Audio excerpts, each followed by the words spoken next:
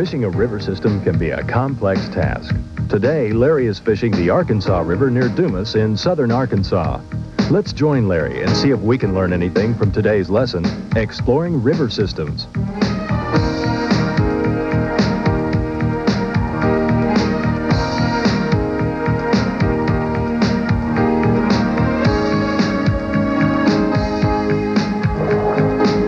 You've got to get out here early to get them.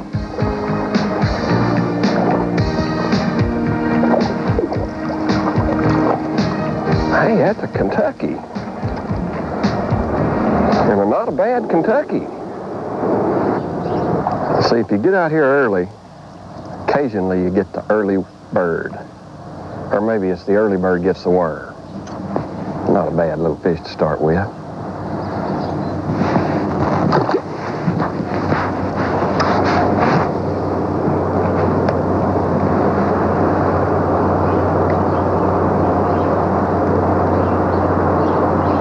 I found about that bass fishing. If you get out here early, sometimes you can get into them red hot.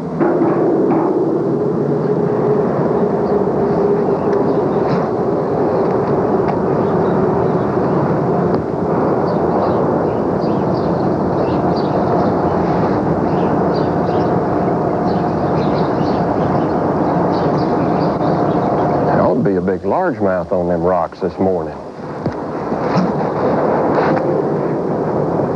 Anytime you're fishing rivers, or really anytime you're fishing lakes in the fall of the year, boy, check rocks out. If you got riprap or old bridges, anything that has rock, boy, fish love to get on rock in the fall.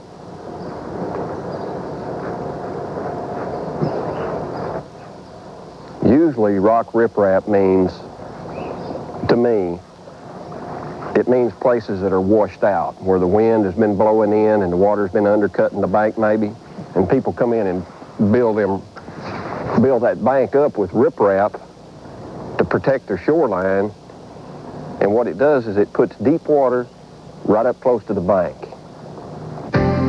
Anytime you're fishing rivers or lakes in the fall of the year, look for rocks. Riprap, old bridges, any place that might contain rocks is a prime area during this time of year.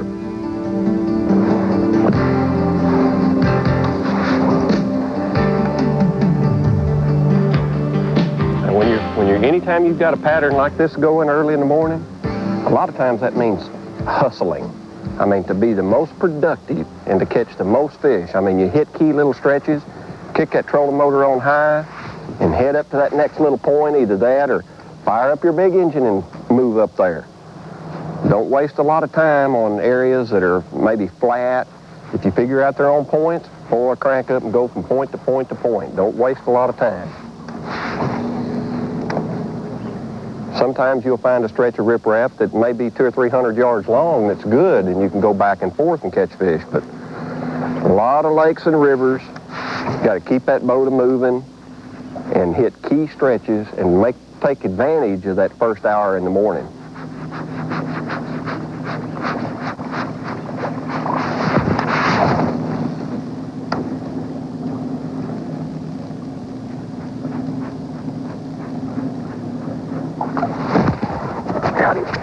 A lot of times you have to parallel the shoreline of a morning to catch them.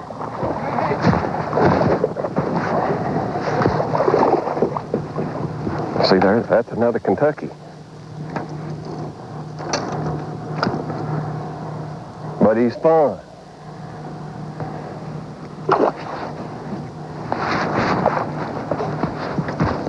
Where's that big largemouth at? That's what we want. See how I'm kind of paralleling that shoreline? Now, that's the right way to fish riprap.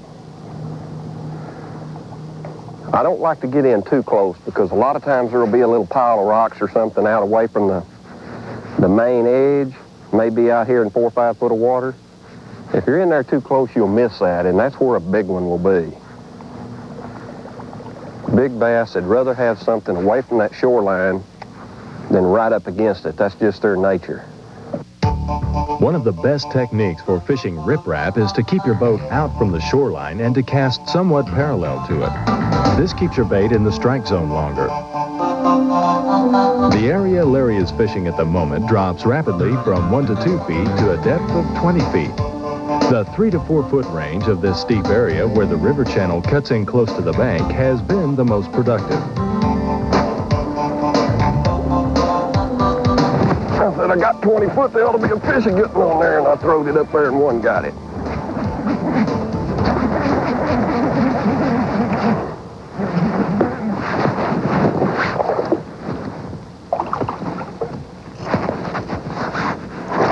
A largemouth. Not as big as I wanted, but he's not too bad. Seen a day when I'd love to have him.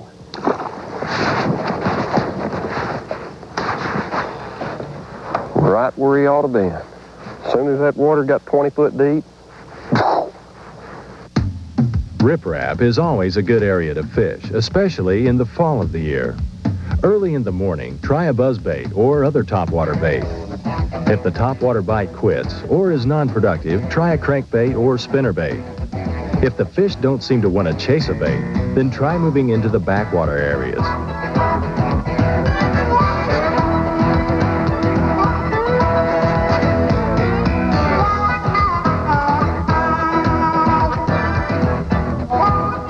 One thing I found about river fishing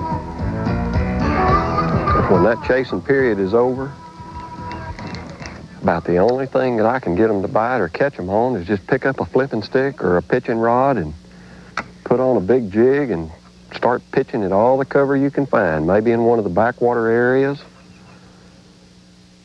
Usually the backwater areas are going to produce best up in the day. Them river bass, to me, they get kind of finicky. Once they get off that top water,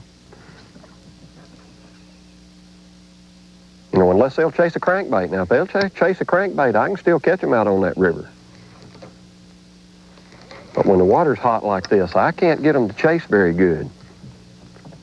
You know, it's not real hot. We're almost into the fall, but the water's still in the mid-70s. That means pitching a jig or a air fry. Sometimes that air fry is a heck of a good flipping bait.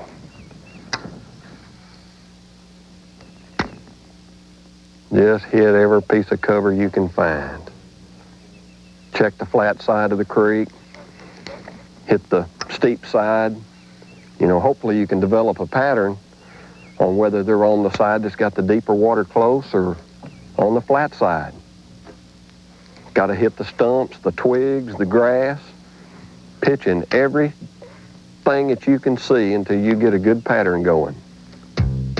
If the early morning topwater bite quits and the fish don't seem eager to chase a bait, such as a crankbait or spinnerbait, then search out the backwater creeks with a jig. Be sure to flip or pitch to all types of cover while trying to establish a pattern. Pay close attention to what type of cover is being productive.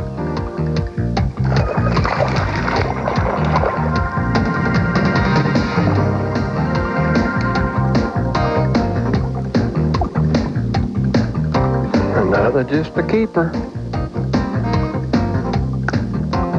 Not bad.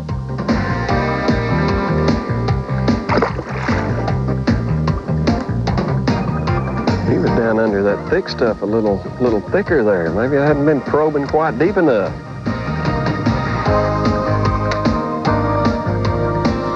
Buried in the shade. One thing I've noticed in all the years that I've been bass fishing is when you're fishing a buzzbait like the Pro Model, it just seems like it produces best in water less than 4 foot deep. And really, even 2 foot or less. Now, that can also mean your cover can be 2, 3, 4 foot under the water when you fish are on top of it, but they just don't rise a real long ways to take a buzzbait. If you're going to bring them up from deeper water, then it takes more like a Zara spook or a Popar or something like that. Your fish on a Pro Model are going to come from 2 to 4 foot under the surface to the top to take the bait. You know, choosing which tail to put on a jig when you're jig fishing, sometimes it can be a little bit difficult. I've got a Bowhog Senior on this particular jig here. That provides a big, bulky trailer so that I've got a lot of look, something that a fish can zoom in on, something he can see.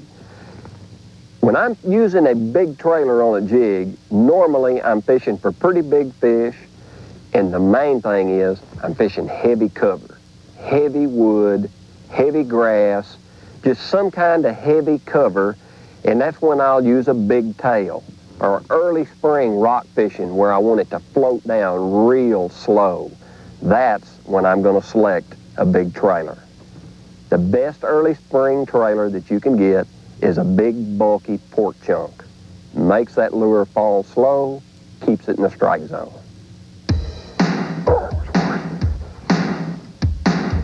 He come off an isolated stump.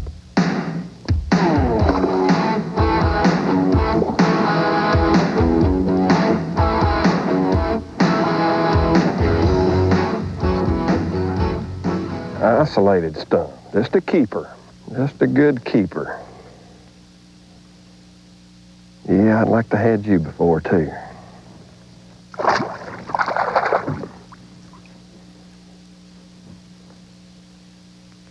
Hook's still good and sharp. Spread that weed guard out a little bit. Keep you from getting hung up and help you set the hook easier, too.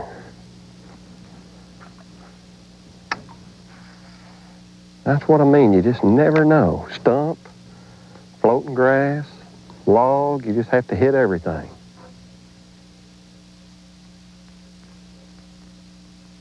A lot of people have trouble fishing a jig for some reason.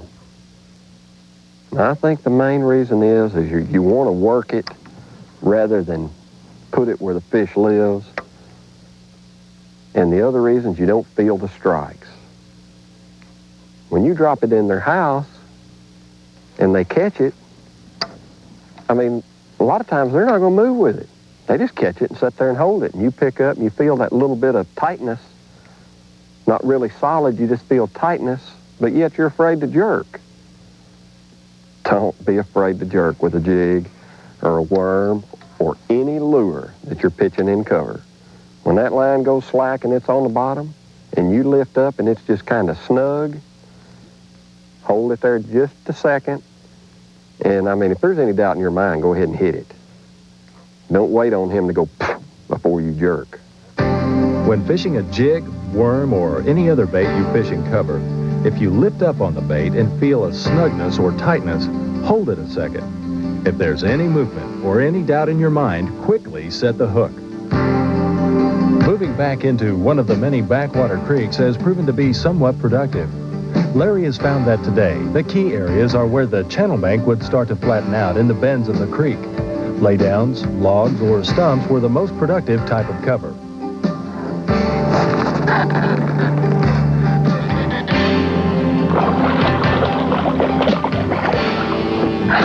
I knew if I had enough patience that I would get to cooking.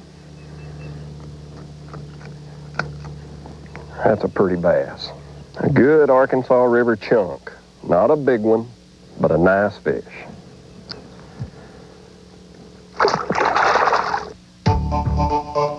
Search out the backwater areas with the jig and pig.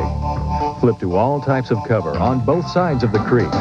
If this is not productive, or you're not catching the quality of fish you're expecting, then move back out into the river channel and try fishing pilings or rock jetties. You know, we stayed in that backwater for a long time back there and just never did find no better fish in that particular area. That don't mean they're not back there. It just means that I wasn't in the right area. So I've moved back out here on the main channel now and fishing man-made pilings. There's some rock in behind it there.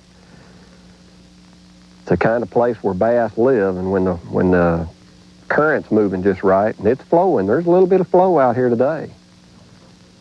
Boy, you can pull in on these pilings and occasionally hit the mother lode. Big Kentuckies or largemouth. Oh, that's a good Kentucky.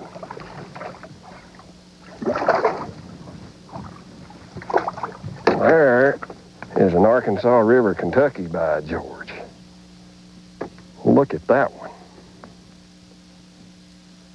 He is some kind of fat.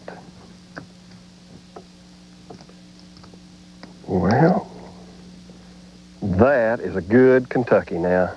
He is nearly as wide as my hand. He's a good one. Pilings are a good area to explore because the rock comes up to a depth of 3 to 4 feet with a rapid fall off into deep water. Today, the drop is from 3 to almost 20 feet in just one boat length. Pilings and rock jetties either run up and down the river or perpendicular to the current flow. Explore both types of pilings thoroughly. I'm very fabulous.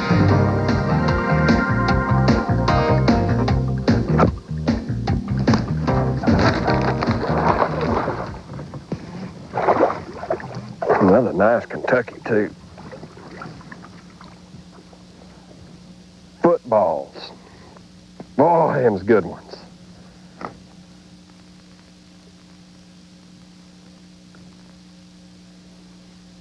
Them are nice Kentuckies. You know, anytime you get on a wood pattern and you're fishing on the river and you're pretty well locked in on wood and rocks, you know, it don't matter really what kind of pilings it is, just so it has the wood. You want to hit every stretch. Now, sometimes it makes a difference on pilings running crossways or up and down the river. So pay attention to that as you're fishing because, I mean, it can make a big difference, especially when there's current.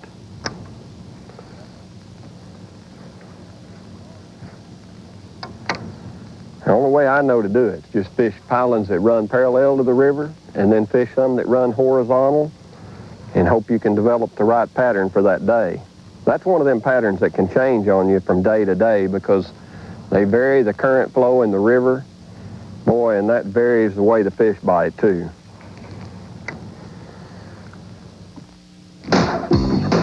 There he is. Holy pulled up. Here's a good one right there now. That's an Arkansas River bass right there. Beautiful fish. Well, it's about time. Folks, we've tried it all today. We've cranked, we've buzz baited, spinner baited, and the only thing I could come up with that would work was pitching a jig at these pilings. And that's a good way to end a trip. Come back and join me again next week, and I'll teach you how to be a better bass fisherman.